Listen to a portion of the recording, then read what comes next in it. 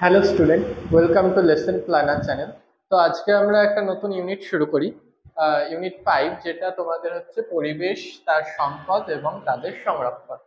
এই ইউনিটটা তোমাদের জন্য খুবই গুরুত্বপূর্ণ, কারণ এই ইউনিট থেকে মাধ্যমিকে যে 90 মার্কসের কোশ্চেন আসে তার মধ্যে 24 মার্কসই থাকছে এই ইউনিট থেকে। কতবার? 24 মার্কস, যেটা মানে বাকি আমাদের যে 5টা ইউনিট আছে টোটাল, সেই 5টা ইউনিটের মধ্যে এই 5 নম্বর ইউনিট থেকে সব থেকে বেশি মার্কস আসছে, যেটা হচ্ছে 24 মার্কস। তো এই 24 মার্কসের মধ্যে কিভাবে কোন মার্কস আসছে দেখে নিই আমরা। এমসিকিউ আসছে 1 নম্বরে 3টে অ্যান্সার করতে হচ্ছে, ভিএসএ কিউ 1 নম্বরে 5টা, এসএ কিউ 2 নম্বরে 3টে এবং লং অ্যান্সার টাইপ কোয়েশ্চেন 5 নম্বরে 2টো অ্যান্সার করতে হবে। এটা তোমরা একটু খেয়াল রাখবে যে এই চ্যাপ্টারে 2টো 5 নম্বরের অ্যান্সার করতে হবে। তো শুরু করা যাক আমাদের আলোচনা। পরিবেশ, তার সম্পদ এবং তাদের সংরক্ষণ। আচ্ছা, পরিবেশ তো আমরা বুঝি যে আমাদের চারপাশে যে গাছপালা, জীব, পশু, পাখি, প্রাণী, সকল জীব, উদ্ভিদ সকলকে নিয়ে আমাদের পরিবেশ, এবং আমাদের মাটি, জল, বায়ু, এগুলোকে নিয়ে হচ্ছে আমাদের পরিবেশ। এবং পরিবেশের সম্পদ বলতে আমরা কি বুঝি? পরিবেশের সম্পদ বলতে আমরা বুঝি পরিবেশ থেকে যে সকল জিনিস আমরা পাচ্ছি, যেমন জলজ সম্পদ হচ্ছে জল, জল পাচ্ছি, এবং জলে বসবাসকৃত বিভিন্ন জীব, প্রাণীরা, যেমন মাছ, সামুদ্রিক বিভিন্ন প্রাণী, কাঁকড়া ইত্যাদি জলজ প্রাণীরাও সম্পদ হিসাবে পরিগণিত, পরিবেশের সম্পদ হিসেবে। তেমনই বনজ সম্পদ, বনের কাঠ, এছাড়াও বনের যারা বসবাস করে প্রাণীরা, এই বিভিন্ন কীট পতঙ্গ, পশু পাখি, তারপরে গাছ থেকে প্রাপ্ত রজন, আঠা, রাবার ইত্যাদি, বিভিন্ন ভেষজ, উদ্ভিদ থেকে প্রাপ্ত ভেষজ, ঔষধ সামগ্রী প্রভৃতি সবই হচ্ছে পরিবেশের সম্পদ হিসেবে পরিগণিত। এবং এর মধ্যে মানুষও অংশ, মানুষও একটা অংশ, আমরা পরিবেশের একটা অংশ। তো এই পরিবেশ এবং তার সম্পদ এবং তাদের সংরক্ষণে প্রথমে আমরা আসি বায়ুমণ্ডল সম্পর্কে। বায়ুমণ্ডলে কি আছে? Oxygen, carbon die oxide, nitrogen, hydrogen প্রভৃতি গ্যাস সমূহ আছে। এখন যে আমরা আজকে আলোচনা করব নাইট্রোজেন গ্যাস নিয়ে। কি নিয়ে? নাইট্রোজেন গ্যাস,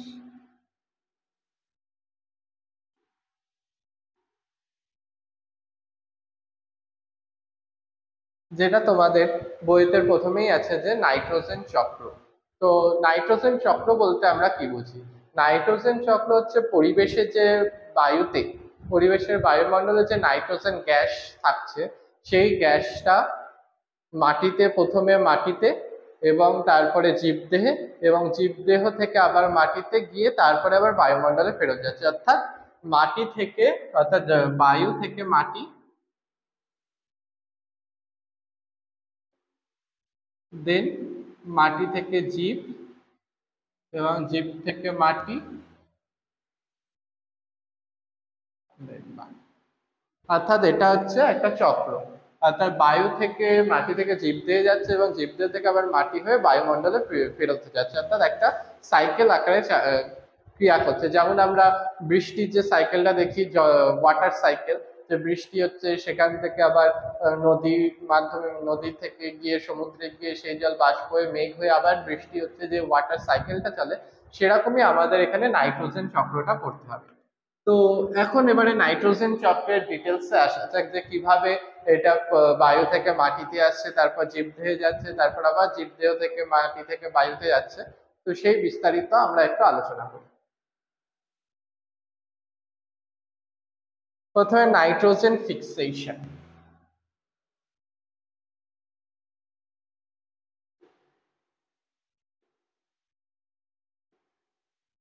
বা নাইট্রোজেন আবদ্ধকরণ।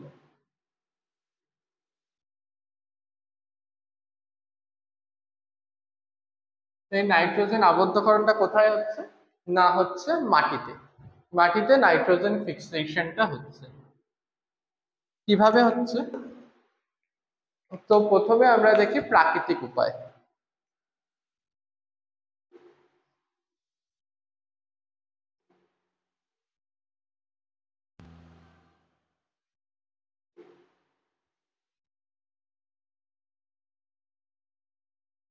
প্রাকৃতিক উপায়ে কি হচ্ছে? তো আমরা জানি আমাদের বায়ুমণ্ডলে কি থাকছে? নাইট্রোজেন গ্যাস, অক্সিজেন গ্যাস, এরকম বিভিন্ন গ্যাসগুলো বায়ুমণ্ডলে ভেসে বেড়াচ্ছে, মানে ভেসে থাকছে বা না বায়ুমণ্ডলে থাকছে। তো এই nitrogen gas into plus O2 কি তৈরি করছে? 2NO।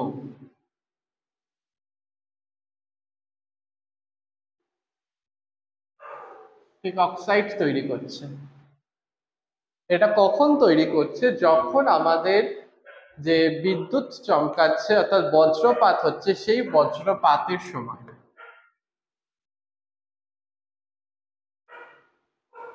কেন বজ্রপাতের সময় এই ঘটনাটা ঘটে, সাধারণ সময় ঘটে না কেন? কারণ N2 এবং নাইট্রোজেন এবং অক্সিজেন পরস্পর যুক্ত হয়ে NO তৈরি করতে গেলে প্রচুর পরিমাণে তাপের প্রয়োজন হয়। যখন বজ্রপাত হয় তখন সেই পরিমাণ তাপটাই উদ্ভূত হয় বায়ুমণ্ডলে। সেই বজ্রপাতের সময়ে নাইট্রোজেন এবং অক্সিজেন জোটবদ্ধ হয়ে NO গঠন করছে। তারপরের ধাপে কি আসছে? তারপরে আর সেরকম তাপের প্রয়োজন হয় না। তারপরে শুধু এই এনো তৈরি হতেই প্রচন্ড পরিমাণে তাপের দরকার হয়। তো এই 2NO এর পরের ধাপে আসছে যখন এনোর সাথে জল, বৃষ্টির জল, আর বজ্রপাতের সময় বৃষ্টির সময় বজ্রপাত হয়, তো এই বৃষ্টির জল মিশে কি তৈরি করছে? নাইট্রিক অক্সাইড তৈরি করছে।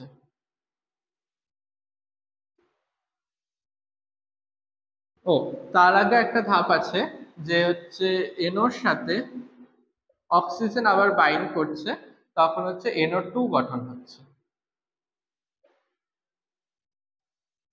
এটা NO2 গঠন হওয়া খুবই একটা গুরুত্বপূর্ণ, কারণ এরপরেই হচ্ছে আমরা কি দেখব? এরপরে দেখব আমাদের হচ্ছে আহ, বিভিন্ন নাইট্রোজেন অ্যাসিড গুলো, নাইট্রিক অ্যাসিড এবং নাইট্রাস অ্যাসিড তৈরি হচ্ছে।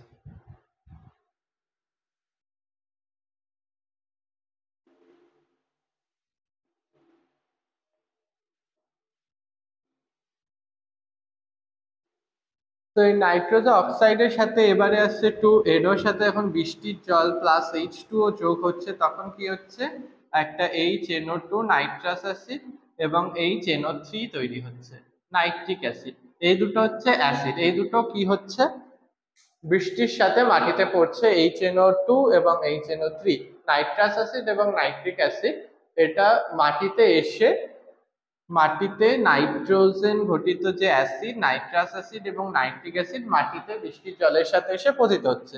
এবং মাটিতে কি হচ্ছে? মাটিতে থাকে আমাদের বিভিন্ন খনিজ মৌল থাকছে এবং খনিজ মৌল ঘটিত লবণও থাকছে। তো মাটিতে HNO3, ধরো আমরা নাইট্রিক অ্যাসিড নিলাম, HNO3 প্লাস CO3 ক্যালসিয়াম কার্বনেটের সাথে বিক্রিয়া করে CaNO3 তৈরি করছে, অর্থাৎ ক্যালসিয়াম নাইট্রেট লবণ তৈরি করছে। এরকমই বিভিন্ন ক্যালসিয়াম নাইট্রেট লবণ, পটাশিয়াম নাইট্রেট লবণ, বিভিন্ন ক্যালসিয়াম, পটাশিয়াম, ম্যাগনেসিয়াম, সোডিয়াম এর সাথে নাইট্রিক অ্যাসিডের বিক্রিয়ার ফলে বিভিন্ন নাইট্রোজেন ঘটিত লবণ তৈরি হচ্ছে।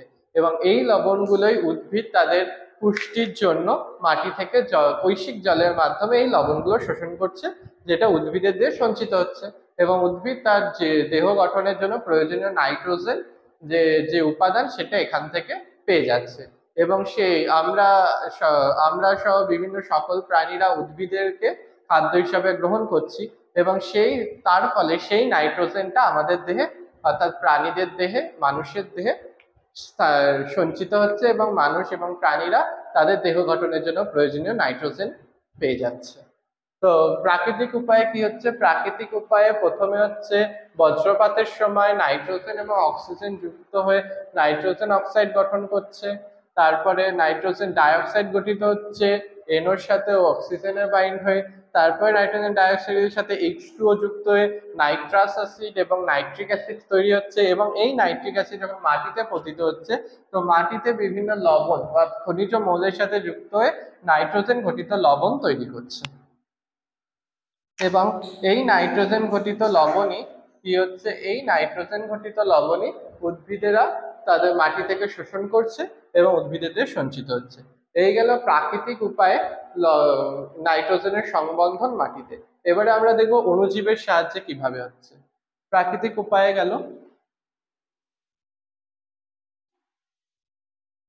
এবারে হচ্ছে অণুজীবের সাহায্যে।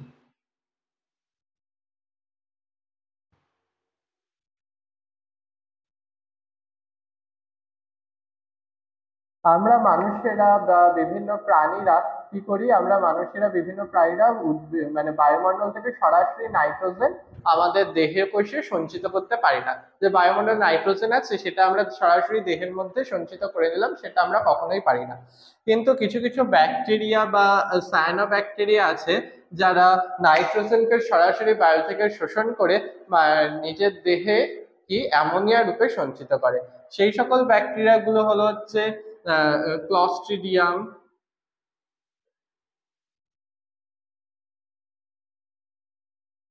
অ্যাজোটোব্যাক্টর, সায়ানোব্যাকটেরিয়া আছে অ্যানাবিনা, নস্টক, অ্যানাবিনা, নস্টক প্রমুখ এই ব্যাকটেরিয়াগুলো কি করে, বায়ু থেকে সরাসরি নাইট্রোজেনকে তাদের দেহকোষে সঞ্চিত করে কি রূপে, অ্যামোনিয়া রূপে। এবং এরা যখন মারা যায় তখন সেই অ্যামোনিয়াটাই মাটিতে সঞ্চিত হয়। এইভাবে প্রতি বছর এক হেক্টর জমিতে কি হচ্ছে, 10 থেকে 20 কেজি নাইট্রোজেন সংবন্ধন হচ্ছে। যে ক্লস্ট্রিডিয়াম, অ্যাজোটোব্যাক্টেরিয়া, এরা সায়ানোব্যাকটেরিয়া, এরা নীলাভ সবুজ শৈবাল।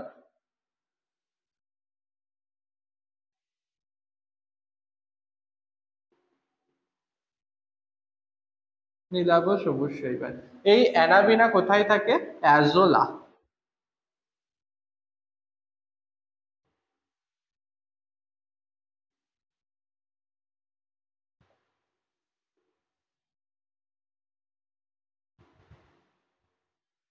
এই অ্যানাবিনা থাকে মেনলি বসবাস করে অ্যাজোলা নামক যে ফার্ন আছে তার পত্র গহ্বরে।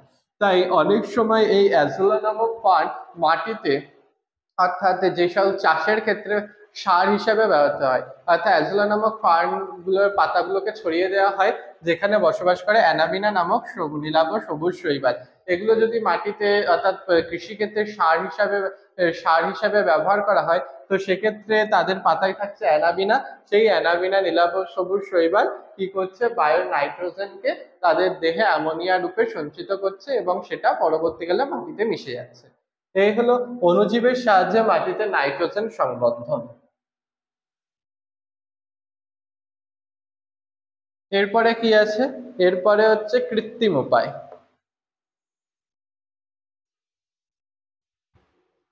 কৃত্রিম ভাবে কি, মাটিতে সার প্রয়োগ।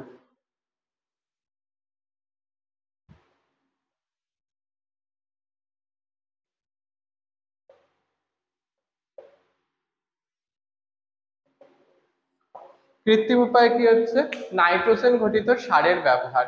আমরা যে কৃষিক্ষেত্রে নাইট্রোজেন ঘটিত সার যেমন এনপিকে, ইউরিয়া সার প্রভৃতি ব্যবহার করি, সেগুলো মাটিতে নাইট্রোজেনের পরিমাণ বৃদ্ধি করতে সাহায্য করে। এছাড়াও আমাদের কলকারখানা, কৃষিক্ষেত্র থেকে প্রচুর পরিমাণে যে সকল নাইট্রোজেন ঘটিত বর্জ্য পদার্থ বেরোয়, জলের সাথে বেরোয়, সেগুলো নদীতে পতিত হচ্ছে। এবং যখন বর্ষাকালে নদীতে প্লাবন দেখা দিচ্ছে তখন সেই জল দুই সাইডের কৃষি জমি বা বিস্তীর্ণ সমভূমিতে ছড়িয়ে গিয়ে নাইট্রোজেন গঠিত যৌগের সংবন্ধন করছে সেই সকল ভূমিতে। তো এইভাবে কৃত্রিম উপায়ে নাইট্রোজেন গঠিত সার ব্যবহার করে মাটিতে নাইট্রোজেনের পরিমাণ বৃদ্ধি করা হয়। এভাবে এবারে কি হচ্ছে, এই নাইট্রোজেন গঠিত সারের পরিমাণ বা নাইট্রোজেনের পরিমাণ মাটিতে বৃদ্ধি পাচ্ছে। সেটা কি হচ্ছে, সেটা বিভিন্ন, যেটা আমি আগে বললাম যে মাটিতে উপস্থিত বিভিন্ন খনিজ মৌলের সাথে বিক্রিয়া করে কি তৈরি করছে, বিভিন্ন নাইট্রোজেন গঠিত লবণ তৈরি করছে।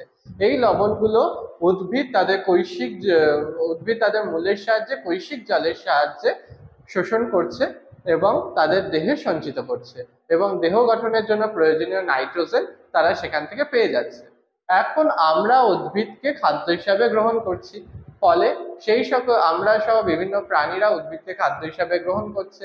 এবং যে সকল প্রাণীরা মাংসাশী প্রাণী, তারা কি করছে, তারা তৃণভোজী প্রাণীদের খাচ্ছে। ফলে সেই নাইট্রোজেন প্রথমে তৃণভোজী প্রাণী, তারপরে সেখান থেকে মাংসাশী প্রাণীতে যাচ্ছে। ফলে আমরা সেই নাইট্রোজেন ঘটিত যৌগগুলো আমাদের শরীরে সঞ্চিত হচ্ছে এবং সেখান থেকে আমরা দেহ গঠনের জন্য প্রয়োজনীয় নাইট্রোজেন পেয়ে যাচ্ছি। এখন এই নাইট্রোজেন তো এলো প্রাণী দেহ পর্যন্ত, এবারে হচ্ছে সেটা প্রাণী দেহ থেকে মাটিতে কিভাবে যাচ্ছে এবং সেখান থেকে বায়ুমণ্ডলে কিভাবে যাচ্ছে সেটা আমরা দেখব। এখন প্রাণী দেহ থেকে মাটিতে যাচ্ছে কিভাবে? তো প্রথমে হচ্ছে প্রাণী দেহটা মানে প্রাণীরা মারা যাচ্ছে, তো সেটা মাটিতে মানে যে সকল বন্য প্রাণীরা মারা যায় সেগুলো তো মাটিতেই পড়ে থাকে, মাটিতেই তাদের দেহ পচে গলে যায়।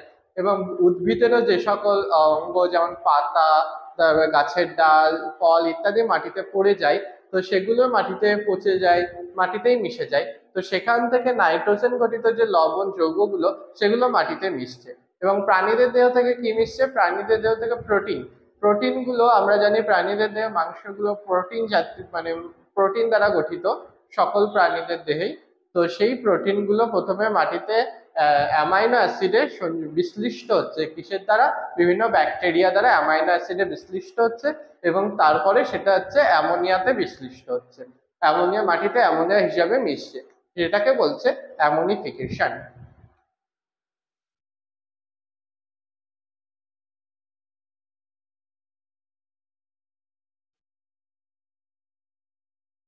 অ্যামোনিফিকেশন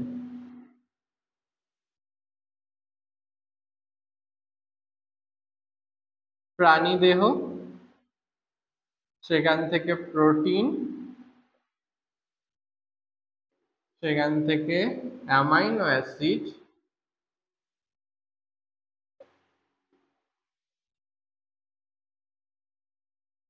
সেখান থেকে অ্যামোনিয়া।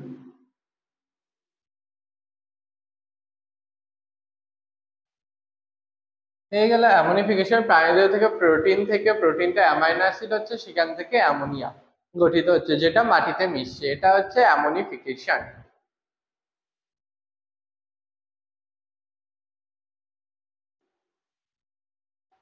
এবার হচ্ছে এই অ্যামোনিফিকেশনে সাহায্যকারী কিছু ব্যাকটেরিয়া আছে, যেমন ব্যাসিলাস মাইকয়েডিস, ব্যাসিলাস রামোসাস।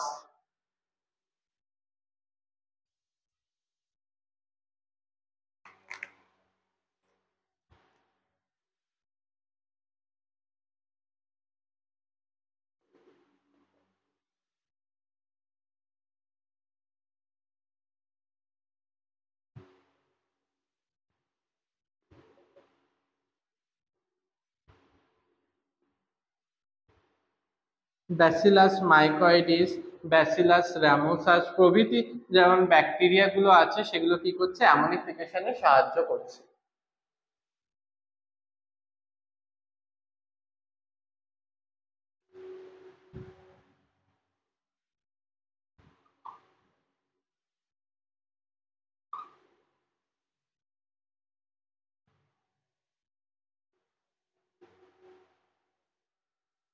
তো অ্যামোনিফিকেশনে সাহায্যকারী কিছু ব্যাকটেরিয়া আছে, সেগুলো আমরা একটু জেনে নিই কি কি আছে।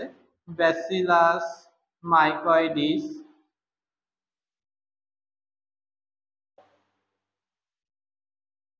ব্যাসিলাস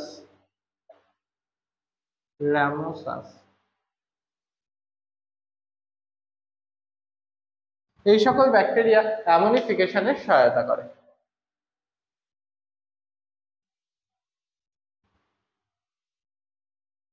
এবারে অ্যামোনিফিকেশন প্রথমে তাহলে অ্যামোনিফিকেশন ব্যাকটেরিয়া দ্বারা কি হলো? অ্যামাইনো অ্যাসিডটা অ্যামোনিয়াতে পরিণত হলো। এবারে নাইট্রিফিকেশন হবে। কি হবে? নাইট্রিফিকেশন। এই নাইট্রিফিকেশনে কি হবে? নাইট্রিফিকেশনে হবে হচ্ছে অ্যামোনিয়াটা প্রথমে NO2, তারপরে NO3, তো নাইট্রাস, তারপরে নাইট্রিকে পরিণত হবে, নাইট্রেটে পরিণত হবে। প্রথমে নাইট্রাইট, তারপরে নাইট্রেট NO3 তে পরিণত হবে। কে করবে? এই নাইট্রিফাইং ব্যাকটেরিয়া। অবশ্যই ওটা যেমন অ্যামোনিফাইং ব্যাকটেরিয়া ছিল, এটা তাহলে নাইট্রিফিকেশন কে করবে? নাইট্রিফাইং ব্যাকটেরিয়া, যেমন নাইট্রোসোমোনাস এবং নাইট্রোব্যাক্টর। নাইট্রোসোমোনাস ব্যাকটেরিয়া, আর এটা হচ্ছে নাইট্রোব্যাক্টর। এখন কি হলো তাহলে? এই অ্যামোনিয়াটা প্রথমে নাইট্রাইট, তারপরে নাইট্রেটে পরিণত হয়ে মাটিতে সঞ্চিত হলো। এবারে কি হবে? এবারে হচ্ছে ডিনাইট্রিফাইং হবে। এবং এই নাইট্রিফিকেশনের মাধ্যমেও কি হয়? এই নাইট্রিফিকেশনের মাধ্যমে যে নাইট্রাইটটা তৈরি হলো, এটাও হচ্ছে জলের সাথে বিক্রিয়া করে কি তৈরি করছে? Nitrogen oxide, sorry, nitrous nitrous acid এবং নাইট্রিক অ্যাসিড দুটো অ্যাসিড তৈরি করছে এবং তারা বিভিন্ন জৈব যৌগে বিভিন্ন খনিজ মৌলের সাথে বিক্রিয়া করে খনিজ লবণ তৈরি করছে এবং সেখান থেকে উদ্ভিদেরা কি করছে সেই লবণ শোষণ করে তাদের দেহে নাইট্রোজেনের ঘাটতি পূরণ করছে। এখন এই নাইট্রিফিকেশনের পর যে NO3 বা নাইট্রাইট তৈরি হলো, নাইট্রাইট এবং নাইট্রেট তৈরি হলো, সেটা NO2 এবং NO3 তৈরি হলো, সেটা কি হবে? ডিনাইট্রিফিকেশন হবে।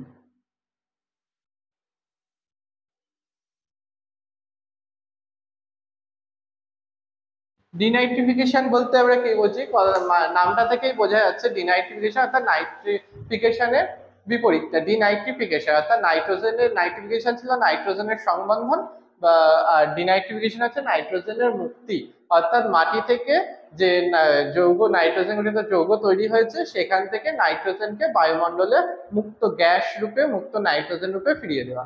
তো এই কাজটা কে করছে? Denitrifying bacteria. বিভিন্ন রকমের ডিনাইট্রিফাইং ব্যাকটেরিয়া যেমন থিওব্যাসিলাস ডিনাইট্রিফিকেন্স,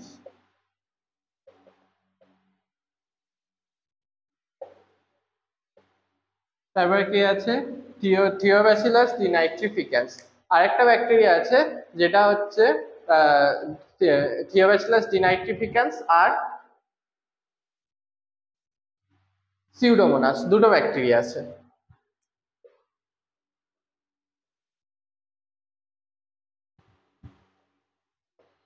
থিওব্যাসিলাস ডিনাইট্রিফিকেন্স, সিউডোমোনাস, এরা কি করছে? এরা হচ্ছে মুক্ত নাইট্রোজেন গঠিত যৌগ থেকে নাইট্রোজেনকে মুক্ত গ্যাস রূপে বায়ুমণ্ডলে ফিরিয়ে দিচ্ছে। তো এই গেল আমাদের ডিনাইট্রিফিকেশন, অর্থাৎ বায়ুতে ফিরে গেল। এখন তোমাদের নাইট্রিফিকেশনে আরেকটা কথা আবার বলা হয়নি, যেটা হচ্ছে মিথজীবী ব্যাকটেরিয়ার কথা, অর্থাৎ অণুজীবের দ্বারা নাইট্রিফিকেশন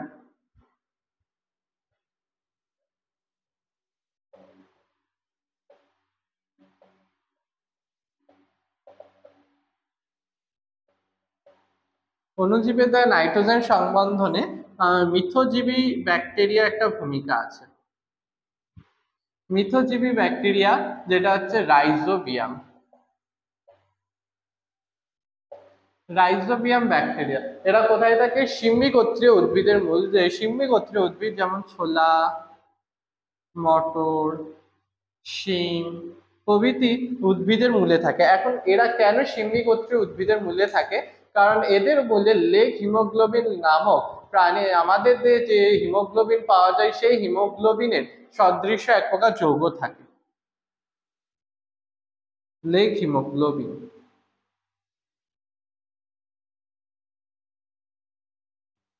লেগ হিমোগ্লোবিন নামক যৌগ থাকে এদের মূলে, অর্থাৎ যেটা হচ্ছে আমাদের দেহে প্রাপ্ত হিমোগ্লোবিন সদৃশ্য যৌগ। তাই জন্যই এই রাইজোবিয়াম জাতীয় মিথজীবী ব্যাকটেরিয়ারা এই শিম্বি গোত্রীয় উদ্ভিদের মূলে থাকছে। এর ফলে এরা কি করছে? এরা বায়ু থেকে নাইট্রোজেন সংবন্ধন করে এদেরকে ছোলা, মটর, শিম ইত্যাদি শিম্বি গোত্রীয় উদ্ভিদেরকে পুষ্টি প্রদানের সহায়তা করছে এবং বিপরীতে এরা যেহেতু মিথজীবী তাই এদের থেকে এরা নিজেদের পুষ্টি পদার্থ সংগ্রহ করছে।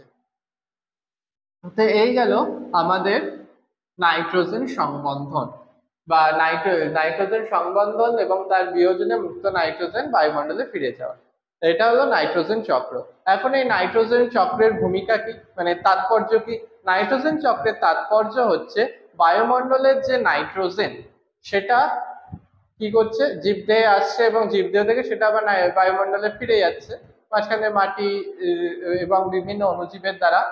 তো এটার ভূমিকা, এটার তাৎপর্য হচ্ছে যে পরিবেশ এবং জীবদেহ এবং মাটি ইত্যাদির এদের মধ্যে নাইট্রোজেনের যে চক্র সেটা সুষ্ঠুভাবে সম্পন্ন হলে বিভিন্ন জায়গায় পরিবেশের বায়ু, ভূমি এবং জীবদেহে তাদের নাইট্রোজেনের সঠিক অনুপাতটা সেটা বজায় থাকছে এবং জীবদেহ তাদের গঠনের জন্য প্রয়োজনীয় নাইট্রোজেন তারা প্রতিনিয়ত সরবরাহ পাচ্ছে, অর্থাৎ তাদের নাইট্রোজেনের ঘাটতি দেখা যায় না এই নাইট্রোজেন চক্রটা যদি সুষ্ঠুভাবে সম্পন্ন হয়। তো এই গেল আমাদের নাইট্রোজেন চক্র এবং তার তাৎপর্য।